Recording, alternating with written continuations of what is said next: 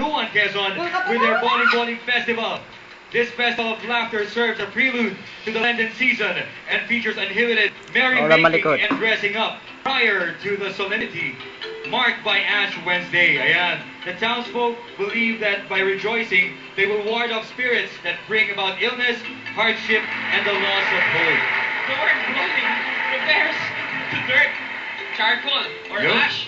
The pyramid structure on their float symbolizes the evolution of the festival. From wild expressions to their addressing social concerns and the fulfillment of their craziest dreams. Wow! Diba? Yan, tama-tama. Tawagan natin, Berwin.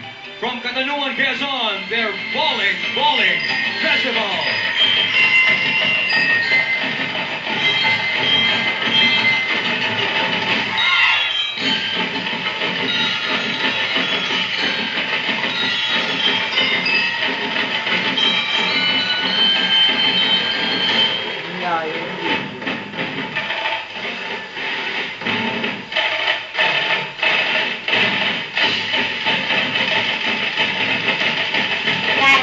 Ayun man ako po.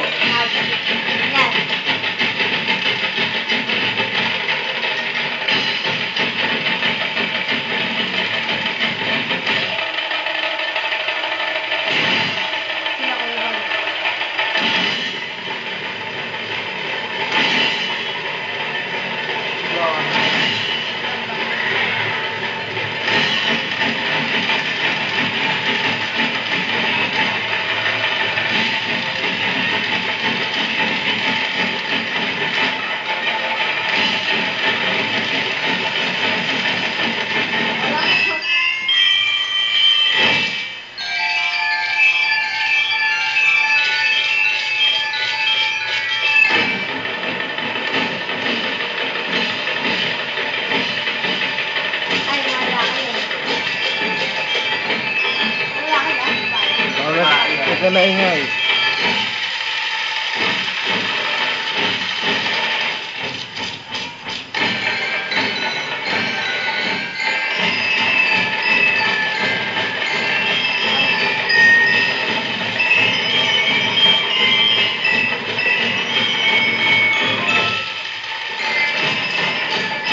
Ganda pa yung dati, no?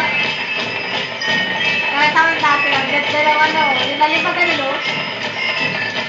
Yung flower niya. Ito, falling close by is the entry from